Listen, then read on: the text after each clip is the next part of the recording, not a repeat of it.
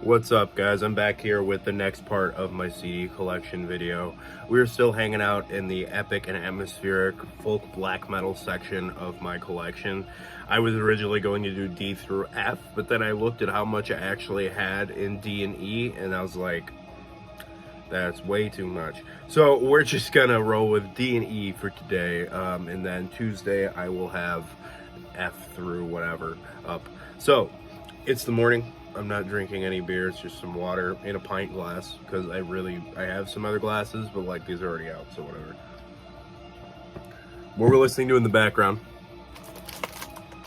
is Bron with Where the Leaden Dawn Meets Iron Shores. This is one that we talked about last video, and I wanted to refamiliarize myself with it a little bit. Like I said, on Wolf Spill Records.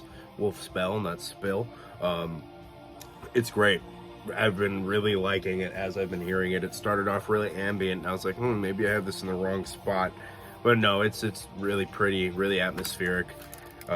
It's a great record. I love all the keyboards, man. It's the big thing for me. All right, so let's get down to business. The D's start off with Dammerfarben. Right here, this is the debut album from, what year is this album from? I don't particularly remember off the top of my head. Let's see. Doesn't say on the back, but this is a Northern Silence pressing of this amazing, amazing folky neoclassical black metal band. This is from the late 2000s, I believe. And this is kind of one of the closest things I could think of to maybe your Agalok and Chachwin style. Somewhere in between the two, with a ton of like cello classical stuff. Kind of if you took those two bands and mixed in maybe some of that band Muskox from Canada, if you're familiar. It's really, really pretty, dude. This band is absolutely breathtaking. I cannot believe there's finally a band that kind of holds this style down the way they do. Dammerfarben is great. Here's the second album from them. Really cool as well. The album cover, not completely sold on comparatively. Let's get a better look at that. It's very pretty, not gonna lie. It's very nice. Looks like you'd have a really nice time walking around in there. Oh, wow, I never noticed the logo right there this whole time. That doesn't even, it's so camouflaged in there. That's kind of a really cool thought. Never noticed it out of all this time of having this CD for a while now. I have the hype sticker too, because I'm a dweeb. I actually have a lot of hype stickers on, or in my CD collection still, because that's just the kind of dork I am. It's really nice digipack. So yeah, like I said, this is the second record. Maybe musically my favorite one. I'm not particularly certain. I haven't spent enough time with this band to be able to say, oh, well, this record is my favorite. You know, I like all of the albums, and I hear them, and every time I listen to them, I'm really, really impressed. But I can't comfortably say which one's my favorite quite yet, as far as I'm concerned. All right, so the third Dammerfarben album. This is the newest one, I believe, from 2000 and maybe 2017, somewhere in there. I have no clue, dude.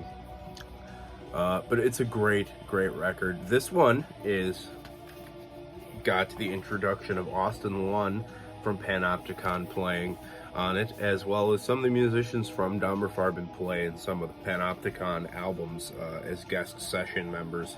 But you know, this is brilliant, brilliant record. The first one and the second, or in the third one, kind of have very similar album covers. You could kind of tell that that one's different because of all the birds. But this is a great logo as well. Really, really pretty. Really, really dig this band a lot. Gotta love it, man. Dammerfarben's great. This is a very folky part of the collection, I just noticed, because now we have In Luft geritzt, something by Dorenreich. This is an Austrian band, kind of a folky, blackish metal, folk metal, really tinged with classical elements, little bits of ambience. This album in particular hasn't gotten a ton of listens from me. The couple times that I have listened to it, I'm not particularly super excited about it. But you know, this is a great opportunity for me to go back and listen to it all over again, because that's part of the reason I like doing these big collection videos. So Dorenreich. All right. Druadan Forest with the Lost Dimension. Let's get this out of its protective sleeve. Really pretty digipack, looks really, really nice. Like I said a million times, I'm not a digipack guy, and these glossy ones are not the coolest thing in the world. But again, another Wolfspell Records pressing, which is a great label. You can pretty much always count on Wolfspell being something that's going to be pretty entertaining to listen to, something particularly down a certain lane. You know, it's always going to be really, really cinematic, I guess would be the best word. Glossy digipack. This is kind of really synth heavy Finnish black metal. It's kind of epic. You know, it's kind of like the look of a cave through there. I'm not sure if you got a really good look at that. There's a castle in there. It's a big like open valley with what looks to be like snow, maybe mist. I don't really know, but it's good stuff, man. It's hard to say a lot about this kind of stuff because I have a lot of it, and I don't want to sound super repetitive. Like, I have a lot of that style. That's one of my favorite styles of metal in general, and particularly black metal. Probably my favorite. All right, so I've got a good handful from Drudkh here. Autumn Eternal. I really love this album. It's a classic as far as I'm concerned. Nothing particularly exciting back there, but I do keep all of these little Season of Mist flyers and stuff. I don't know, I think they're kind of cool. This is a great record, classic Drudkh material. Summoning the Rain, I feel like, is one of the most classic tunes. That, and then The First Snow. Great. Next is my favorite in the Drudkh catalog, Blood in Our Wells. This is one of my favorite black metal albums of all time. Absolutely stunning, breathtaking, and depressive beyond comparison. It's not DSBM depressive, but it still maintains such a great level of depressive elements. It's a very interesting album. I'm a big fan. I have a really cool flag of this album cover.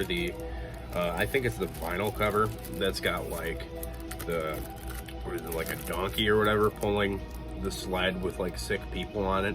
This album cover is cool too, but that's what I think of when I think of the album cover. And then this one is The Swan Road, another classic Drudkh album. This is more of what you'd expect out of them. I mean, this band, they did change their style some, but this early material is very consistently great. It's just that Blood in Our Wells really stands out to me. Amazing. Did I say Autumn Eternal for the other one? It's Autumn Aurora.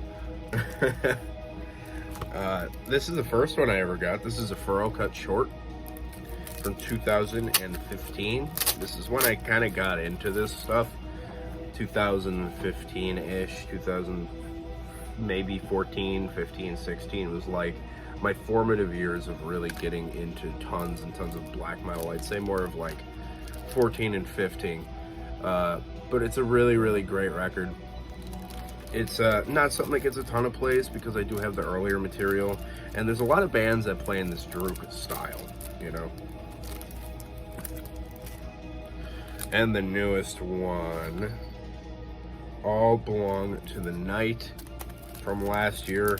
It's a good record. It's more Drudkh material. I mean, it's constantly something that you really can get down with. This is a little bit more of a haunting atmosphere than Drudkh usually has, a little creepier, but it's still really dense, you know. It's really densely atmospheric. Great record. All right, next, Even Star by Dwaros Delph. I got this in 2000, or this is a record from 2020 that I got like 2 years ago, maybe. A little bit late to the party on it, but this is a Northern Silence band.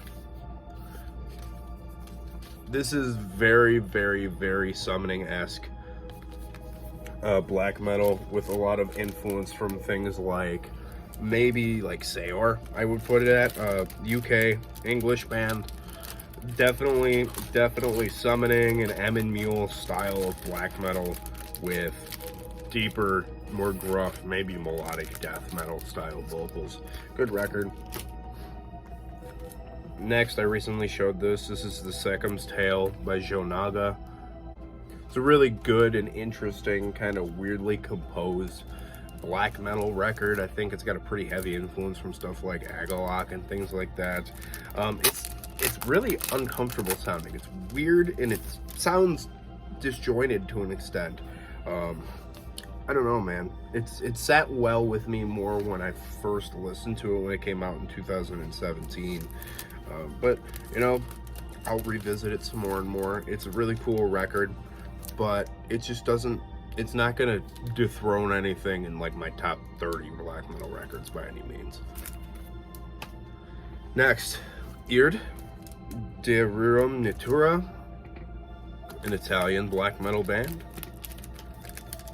If you guys remember, this placed on my year-end list, I don't know, 2 years ago, I think it was. 2021, yeah. I waited forever for this to come in. I pre-ordered this and it took months and months. Even after like the pre-order, it was well over a month to get here. But out on Avant-Garde Music, this is, you know, a shorter album, 30 some odd minutes of pretty much just atmospheric black metal in every way that you would expect it to sound. A little keyboardy, a little extra pretty, summoning touched. Big thing for me is all these summoning sounding bands. I love it. I devour this stuff absolutely every day of the week. Next, Earthshine, My Bones Shall Rest Upon the Mountain. It's a Northern Silence band. This is one of the few occasions where I haven't been particularly sold on a Northern Silence project or release. It's cool. I don't know, I recently re-listened to this and it just wasn't hitting the spot for me. It's black metal with a lot of like stoner sludge doom influence, which is an interesting idea, but I don't really like how it sounds. And it's a really gruff production. I don't know, I like a gruff black metal production, but in this kind of atmospheric spectrum of black metal, I don't think it fits as well, especially when you have these big noisy guitar riffs going on that are all sludgy Louisiana influenced with atmospheric black metal. It doesn't work all that well. But that's Earthshine. If that sounds interesting to you, give it a try. We got two from this band, from Eldamar. The Force of the Ancient Land and a Dark Forgotten Past. It's hard to remember all these names. There's lots of lands and past and, you know, dark, all this crap. More Northern Silence releases. I have loads of them. I have a t-shirt of this album cover, and I had a t-shirt of this album cover, but it got all tore up. They're both great. They're consistently really listenable albums. Stuff that kind of was something I was gravitating towards a lot when I got into black metal. Basically anything with this kind of an album cover, which being this album cover, I know for sure. This one potentially is painted by a Norwegian painter that I wrote a paper on back in college. It's a very cool body of work. He did like Caladan Brood's Echoes of Battle, a bunch of stuff like that. Obviously they took them and used them as covers, but Eldamar. And then I got a couple from Elffor.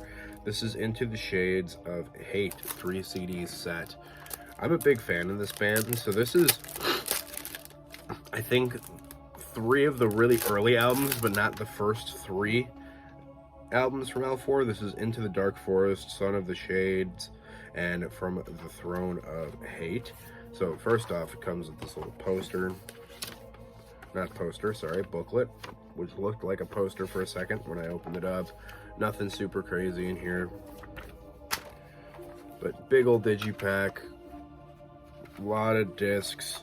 I have mixed emotions about these like multi-CD digipacks because they have a tendency to just suck just in general, because they like to fall apart but you know, I'm gonna deal with it one way or another.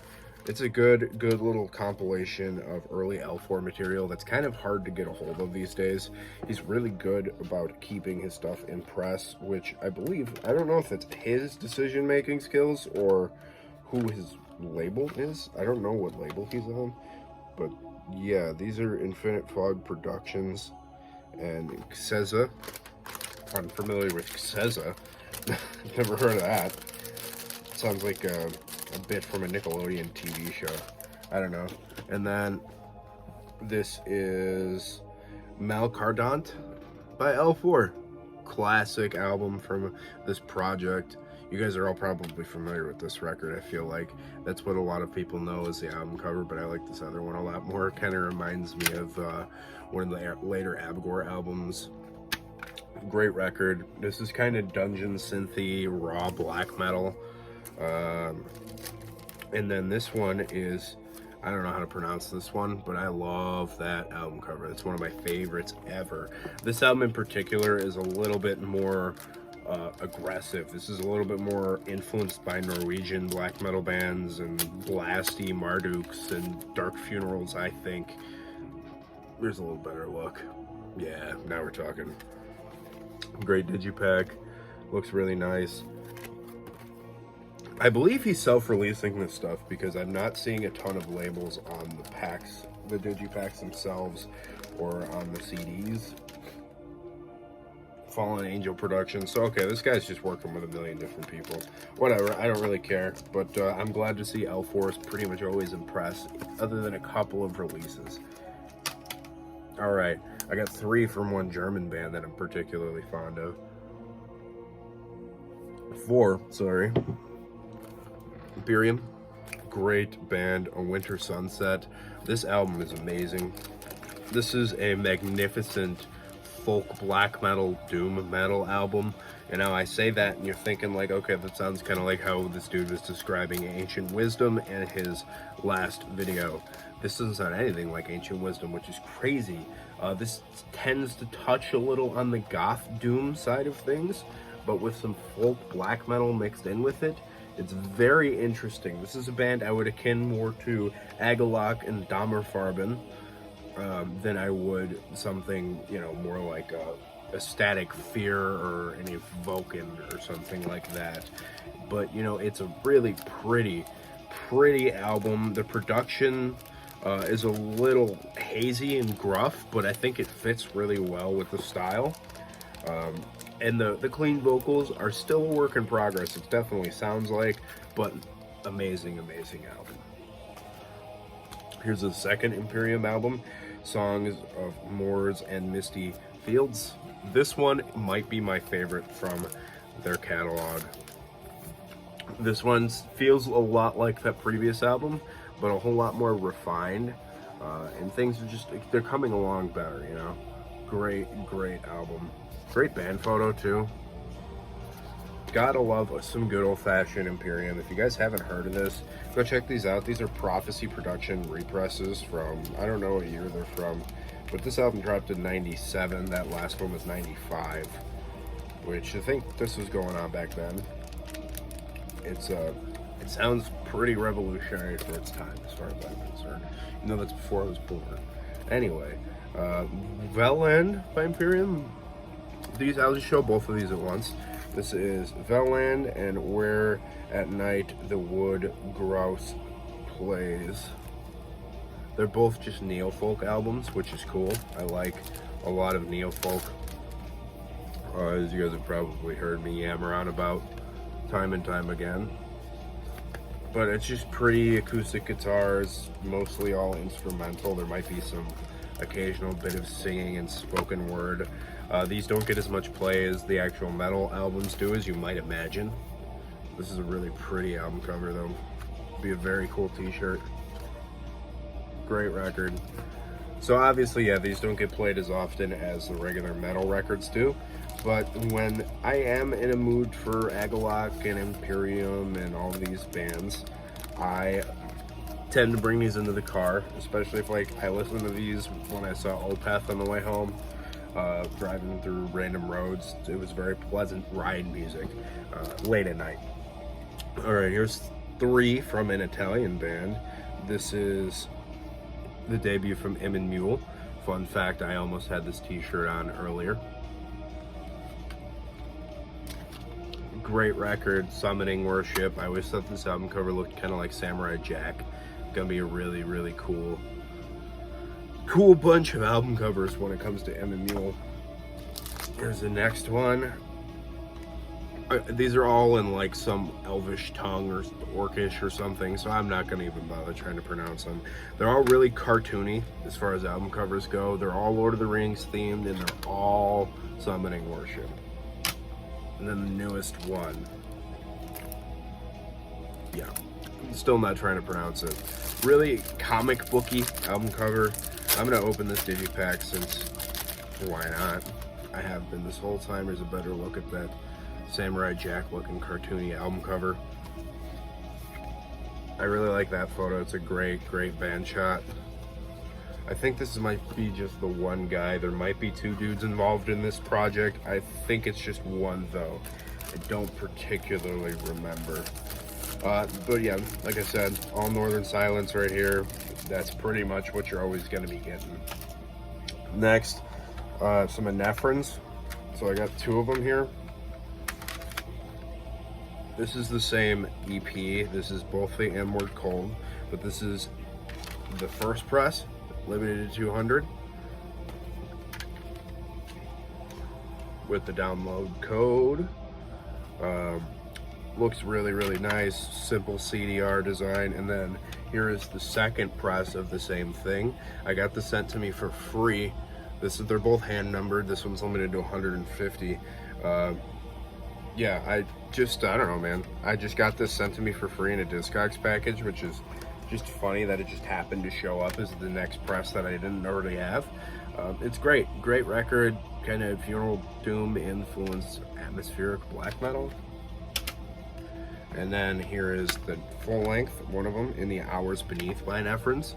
Great record, more pretty album covers. This was once based out of Montana, now based out of Minnesota. From 2016 as well, limited 200 copies. Again, another self-released version. I feel like this has gotten a repress on a proper label since. I don't remember, to be honest with you, but great CD. And the newest one, which is The Blackness of Our Constant. This is co-released by Binder Nordvis. This is, I think, once he moved to Minnesota, this one came out. Really good record. This one reeks of Opeth in particular. They all kind of have like a hefty Opeth influence, but this one in particular, just, is that Blackwater Park I smell? That's definitely what's going on here. Great record. Love this band. And then I got a good handful by Arab Altor. This is their debut album, By Honor. This is kind of epic, atmospheric, Viking doom metal. Like Candlemass and Viking era Bathory mixed together, which is just awesome, dude. It's so good. This is such a great album. First off, look how amazing that album cover is. Killer Swedish tunes. This is out on I Hate. I think this is the first press from 2006 or whenever this came out. Great record. Then the next one being Fire Meets Ice, signed by the whole band. Very cool. This one is one that I've only listened to maybe once. It just hasn't really jumped itself back onto the player. And it's a good record, man. As they went along, they got a little bit more black metal, which would be like this one, Yartexin.